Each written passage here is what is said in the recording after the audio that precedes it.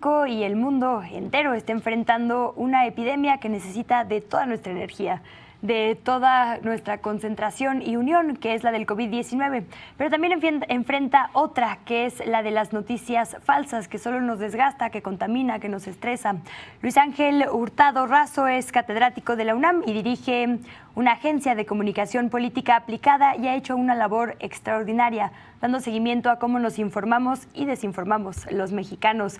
Mide las edades, en qué tipo de aparato nos comunicamos, nos conectamos, qué tipo de redes sociales usamos y si las usamos bien o no. Así que te agradezco, Luis Tocayo, que estés con nosotros esta noche para explicarnos un poquito de estos flujos de fake news o de noticias falsas.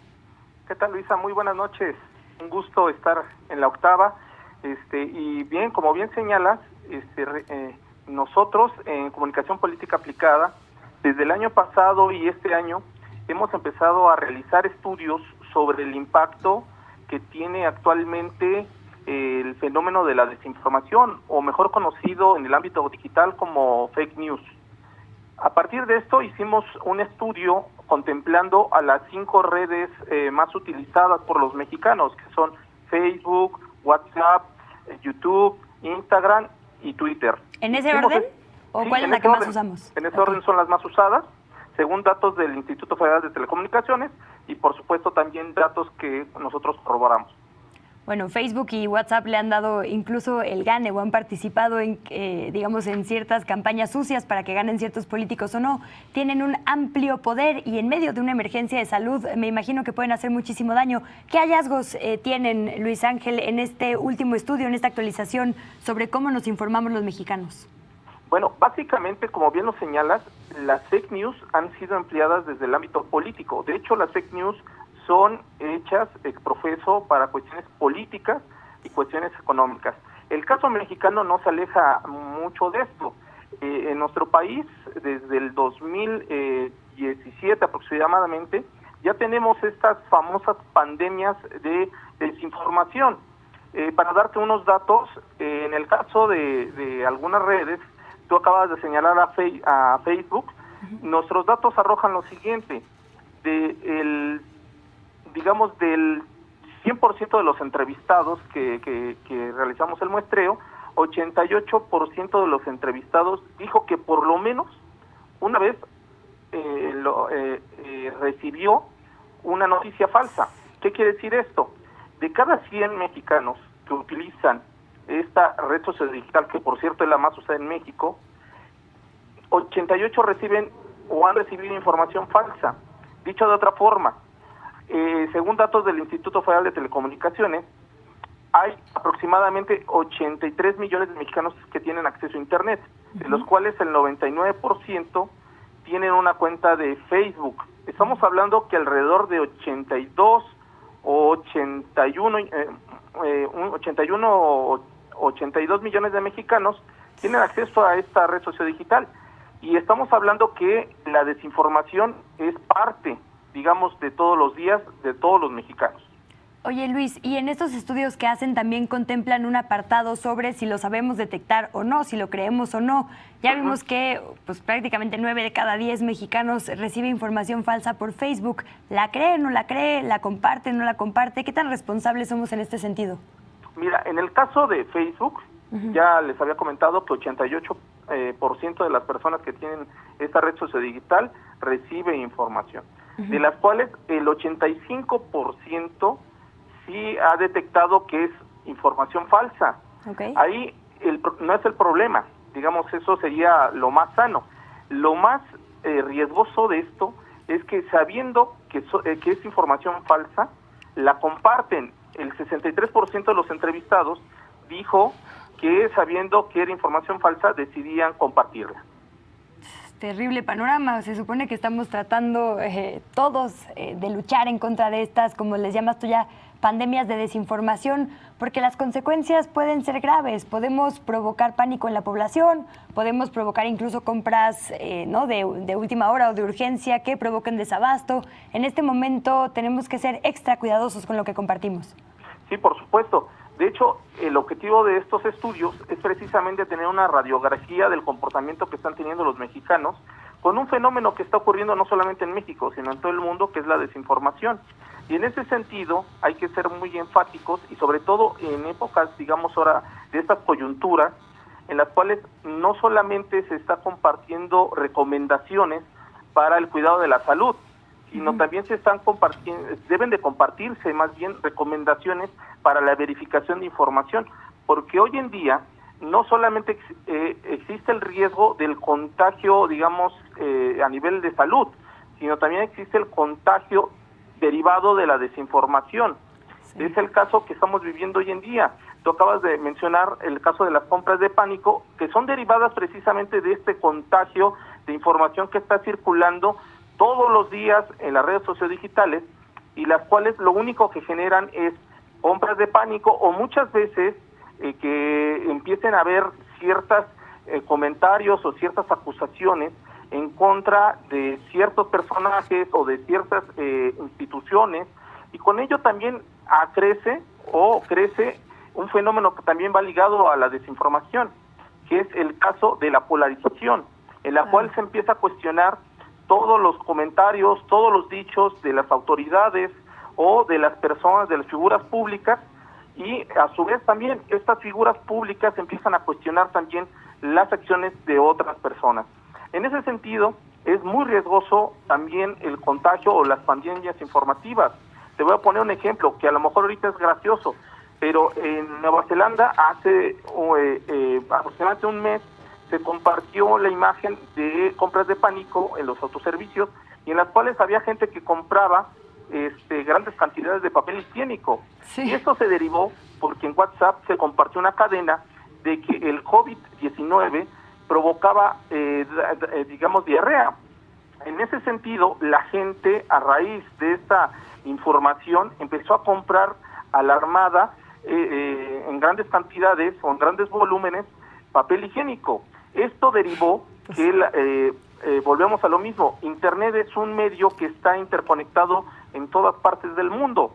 O sea, lo que ocurrió en Nueva Zelanda contagió además países en el mundo. No se diga, hubo también esta misma imagen del papel del baño en Europa, en Estados Unidos, y hoy en día, el fin de semana, con todo esto de que se declara por parte de la OMS la pandemia, como pandemia el COVID-19, pues hubo gente que abarrotó los supermercados y generó, digamos, estas compras de papel higiénico.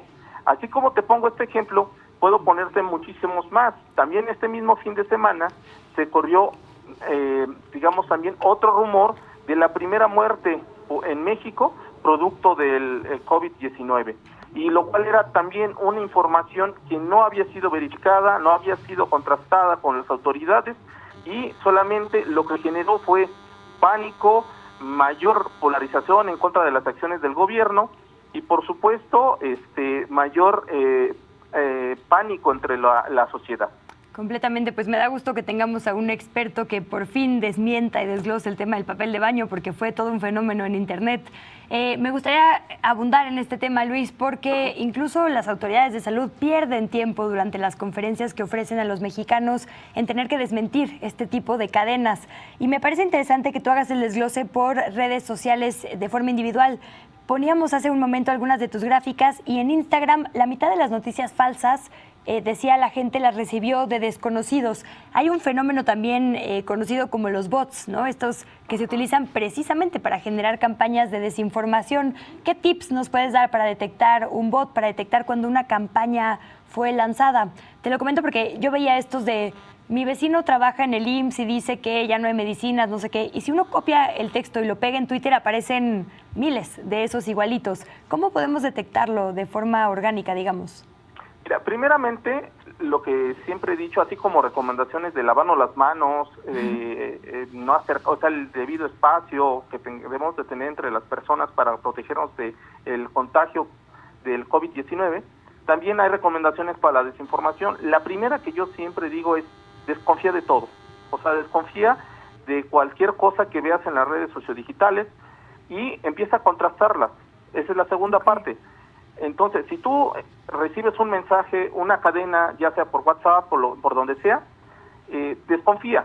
Date unos segundos y contrástala con otros medios, ya sea el mismo Internet o si decides acudir a otras fuentes como la televisión, la radio, inclusive los periódicos, y en ese momento tú ya vas a empezar a hacer un criterio a partir de la información que estás contrastando.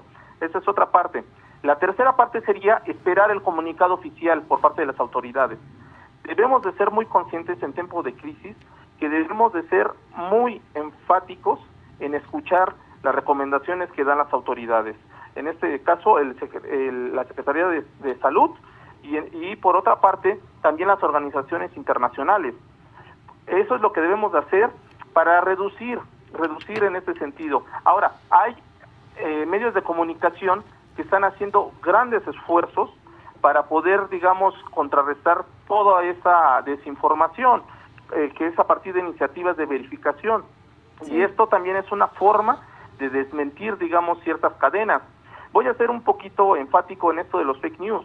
Los fake news, a diferencia de los rumores son surgidos por la cuestión social, o sea, por la gente. Los fake news siempre tienen un interés político detrás o un interés económico. Claro, pero si me permites, sí, es muy importante. Si mi tía se equivoca y hay un teléfono descompuesto y me cuenta mal una noticia, es rumor, no hay una intención, digamos, de generar alguna reacción. Las fake news sí. Sí, por supuesto. O sea, los rumores son digamos, mala información, digamos, que no es a propósito. Con dolo. Uh-huh. Exactamente, con dolo. Los fake news sí son construidos con el objetivo precisamente de tener esta desinformación para atacar o para posicionar una información que dañe la credibilidad o la reputación de una persona, de un gobierno o de una institución o de una empresa. En ese sentido, en México es muy común este tipo de información, más que los rumores que sí se dan en el ámbito digital. Lo que existe más en México son los fake news, que son campañas orquestadas por grupos específicos que buscan precisamente posicionar, digamos, un mensaje de desinformación, claro, en contra de un político, de un gobierno o de una institución o una empresa. Pues hay que estar más atentos que nunca. Una disculpa a mis tías antes que nada, porque sé que nos ven, Luis, y no vayan a decir que las ando usando de ejemplo. Oye, antes de agradecerte tu tiempo y de pedirte tus redes sociales de contacto, quisiera que nos dijeras, ¿hay alguna red social más segura? Una que haya, digamos, tenido una calificación más baja en cuanto a compartir fake news, o una que ya se haya posicionado como en la que hay menos presencia de este tipo de campañas? Bueno, qué buena pregunta, Luisa, en ese sentido. Lo que arrojó nuestro estudio es lo siguiente: la red sociodigital donde más presencia tienen los fake news es Facebook. Esa es la que más. La que menos presencia tiene, digamos, fake news es Instagram. Pero ¿por qué una tiene más y una tiene menos? El caso de Facebook es muy interesante porque es la que más utilizan los mexicanos y es donde se comparte más información y donde hay campañas orquestadas para posicionar temas. Ahora, la que menos tiene es el caso de Instagram, porque es más difícil en el sentido de crear campañas a partir de imágenes, porque la configuración de una a otra es muy distinta. Y ahora, no quiere decir que Instagram no tenga fake news o desinformación. También hay imágenes que mienten o están fuera, sacadas de contexto. Hace unos días estaba viendo que estaban colocando imágenes de que en el aeropuerto de la Ciudad de México había filas de personas que estaban llegando por parte de Europa u otros países y que estaban concentradas. Esa imagen no correspondía ni a nuestro país, ni al aeropuerto de la Ciudad de México, ni tampoco a estas fechas. Y fue compartida en esta red sociodigital que es Instagram. Sí, no, incluso por periodistas, como dices, lo más importante es poder corroborar la información antes de compartirla. Luis, es un estudio bastante amplio que aborda prácticamente todos los detalles de todas las redes sociales. ¿Dónde lo puede ver nuestra audiencia o quien tenga cualquier otra duda sobre este tema? Bueno, primeramente lo puede consultar directamente en la página de comunicacionpoliticaaplicada.com, o puede ingresar a todas las redes sociales que tiene Comunicación Política Aplicada, que las puede encontrar como @políticaaplic. Esa es la de Twitter, o pueden entrar también directamente a mis redes sociales. Me encuentran ya sea como Luis Ángel Hurtado o como @Luis Urra, con doble R y H. Pues ahí están los datos. Luis Ángel, te agradecemos muchísimo que nos hayas compartido un poco sobre este tema tan fundamental. Lo decías hace unos momentos, han incluso participado en que ganen presidentes. Las fake news son un tema que hay que tomar muy en serio y en el que si no participamos todos no va a haber combate. Entonces nos das un poco de guía, nos das un poco de luz, ya dependerá de nosotros acatar todo este conocimiento o no. Luis Ángel Hurtado, muchísimas gracias. Claro que sí, Luisa. Nada más si te robo un minutito. Por favor. Bueno, comentarles que en este momento Comunicación Política Aplicada está realizando el estudio precisamente de cómo las fake news y la desinformación está impactando actualmente en los mexicanos en las redes sociales. Lo estamos levantando en este momento para medir precisamente los estados emotivos y también el impacto que tienen las fake news en los estados anímicos de los mexicanos. Ok, ¿y como para cuándo vamos a tener los resultados? Y digo vamos porque espero que vengas aquí a compartirlos.